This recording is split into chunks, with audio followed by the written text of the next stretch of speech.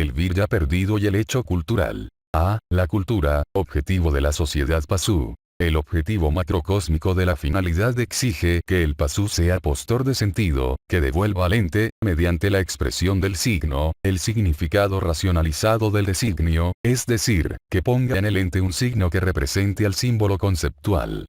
Con la analogía de la figura 21 podemos decir que, el símbolo I debe ser expresado con un signo I, asignado al ente real cuyo esquema es XX, pero esto no es suficiente para cumplir con el objetivo macrocósmico. Es necesario, también, que el signo I sea conservado afuera, en el ente real, en el objeto cultural que su sentido produce más allá de los límites vitales del pasú. Para conseguirlo el demiurgo ha determinado que el pasú sea un animal social. Y es por eso que la sociedad pasú se diferencia de cualquier otra sociedad animal, salvo quizás la sociedad apícola, pero tales insectos cumplen una función diferente, vinculada con el misterio planetario de la raza hebrea. La comunidad pasú es una sociedad esencialmente constituida para conservar el sentido puesto en los entes, es decir, es una sociedad cultural. El pasú pone el sentido en el ente y, aun cuando la muerte le impida expresarlo perpetuamente, el sentido se prolonga si otros pasúes se asocian para sostenerlo como un significado común. El ente así señalado, con un signo convenido colectivamente, pasa a convertirse en un objeto cultural. Naturalmente, si lo que se ha puesto en el ente es un signo tal como I, que representa un símbolo I que es réplica de un concepto XX, resulta que en lo que coincide primeramente la comunidad es en el conocimiento conceptual del ente. Pero, una vez que el ente ha sido signado por la expresión del concepto y tal significado ha sido reconocido por los miembros de la sociedad, nada impide que cada uno acceda individualmente al designio y profundice su comprensión. Lo que religa, entonces, a la sociedad pasú como tal, es el sentido puesto en los entes, sentido que es en cierta medida compartido por todos. Y es esa unión de los pasúes entre sí por intermedio del sentido óntico lo que constituye la forma externa de la cultura. Pero conviene examinar esta definición con mayor precisión. El fenómeno cultural, en efecto, puede ser observado desde dos muy distintas perspectivas.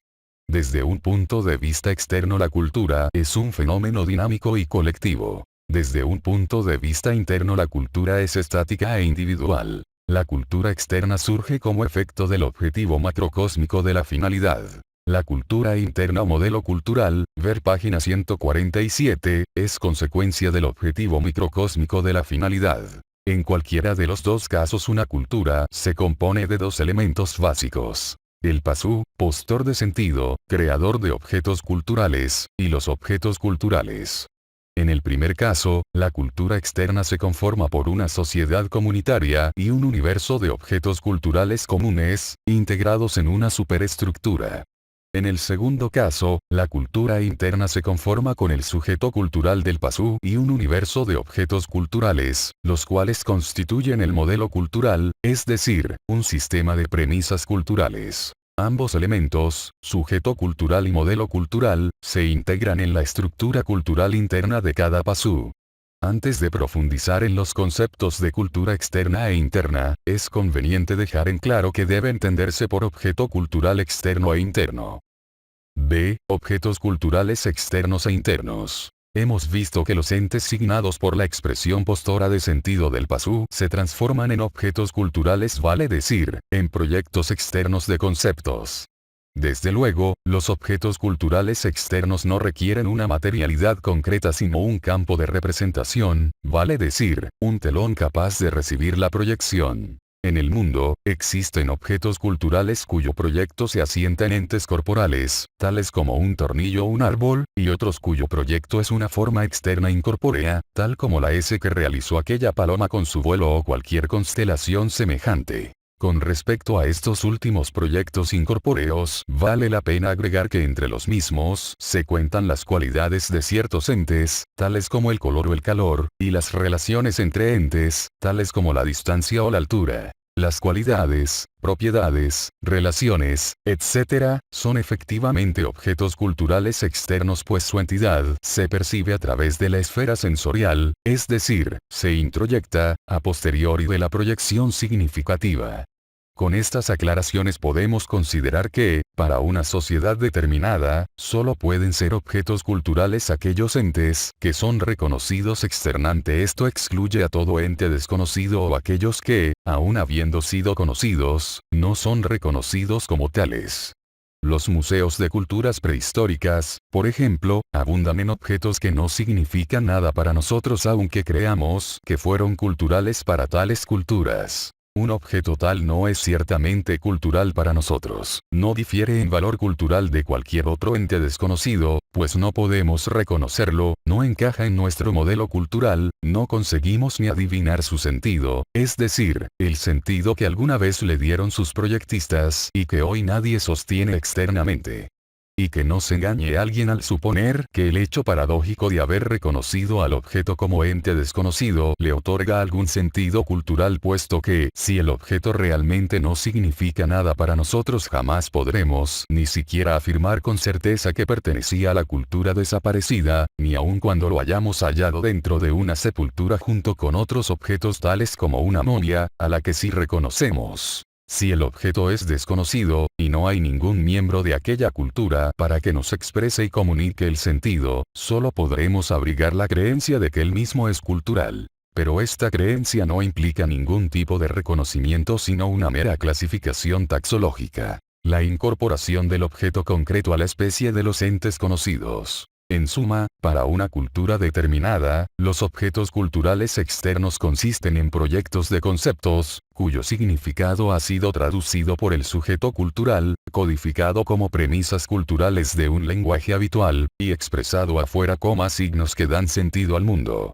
Pero los objetos culturales también pueden ser internos, desde el momento que el sentido puesto en ellos, aquello que les otorga entidad real, procede de la estructura cultural, interna, del pasú. Vemos, por ejemplo, la casa roja de la colina y comprendemos que ser roja y estar en la colina son propiedades físicas concretas de la casa exterior. Pero no por posee tales propiedades, y muchas otras semejantes con las que podamos describirla, la casa roja de la colina es casa. La casa exterior solo es casa porque corresponde a un concepto casa radicado en el interior de la estructura psíquica del pasú, es decir, en un esquema-relación de la estructura cultural.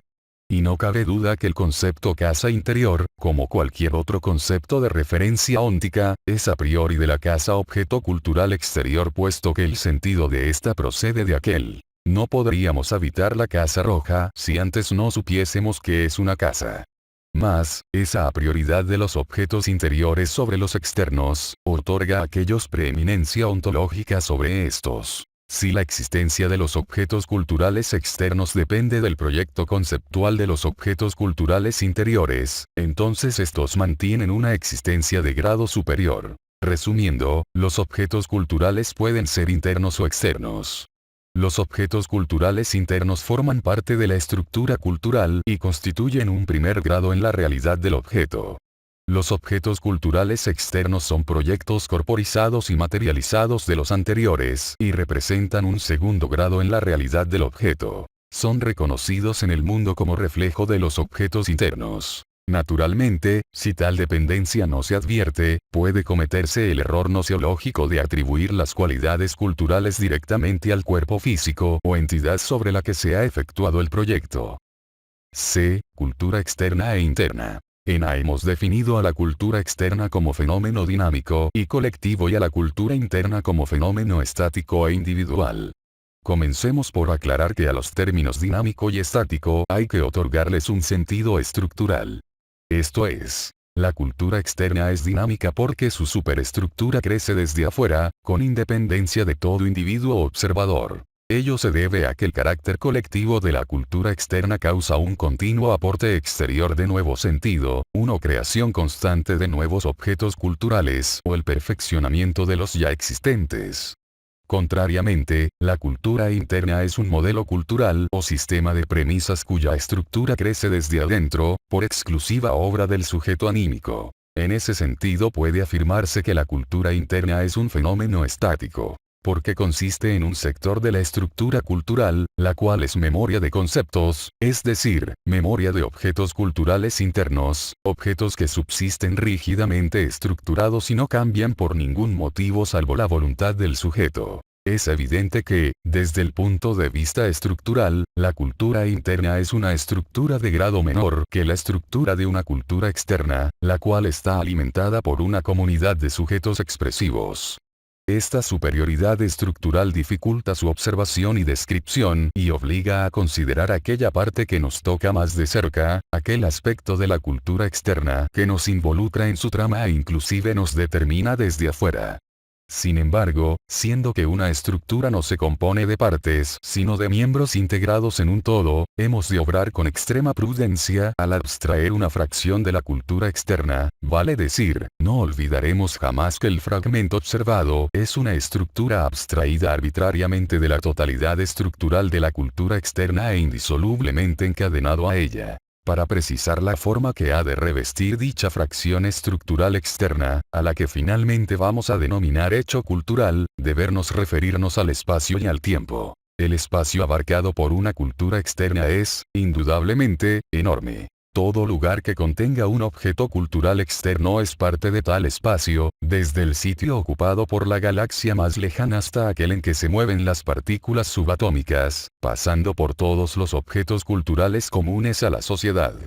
En verdad, el ámbito de la cultura externa es increíblemente extenso. Y ello por efecto de la actitud postora de sentido que caracteriza al pasú o al vir ya perdido. Los alcances de este efecto asignador se comprenderán mejor si definimos al espacio cultural exterior como todo aquel lugar en el que sea posible efectuar alguna de estas tres cosas. A. Descubrir un ente designado. B. Proyectar un signo. C. Reconocer un objeto. El espacio real que cumple con alguno de estos requisitos constituye el universo de los objetos culturales externos. Solamente una pauta espacial. Ello podrá hacerse, no obstante, considerando también la acción del tiempo en la cultura externa. El tiempo en el cual permanece y subsiste el mundo de los entes finitos es, desde luego, el tiempo trascendente. Empero, el tiempo del universo de objetos culturales externos, es una especie temporal cultural denominada tiempo histórico. Vale decir, la cultura externa no es una estructura estática, que permanece fijada en el tiempo, sino un ser vivo que crece y se desarrolla, que evoluciona y posee una historia, un tiempo de hechos. ¿Qué es la historia? ¿En qué se diferencia del tiempo trascendente? Respuesta. Historia es la proyección continua de la cultura externa sobre el tiempo trascendente. Recordemos que el destino del pasú es ser postor de sentido en el mundo y que dicho objetivo macrocósmico lo cumple mediante la expresión significativa, la cual es correlativa con la significación continua que fundamenta el pensamiento racional, página 55. El tiempo trascendente es un tiempo óntico, en el que suceden y duran los entes a los que, justamente, la expresión significativa ha otorgado un sentido cultural. Es así que el tiempo trascendente transcurre paralelamente a la significación continua de la estructura cultural, que se trasunta en la expresión significativa, por lo que resulta inevitablemente revestido de sentido cultural. Del tiempo trascendente no podrá concebirse, entonces, ni un instante que sea insignificante, porque su concepto es permanentemente significativo en el contexto de la cultura externa, que es reflejo de la cultura interna.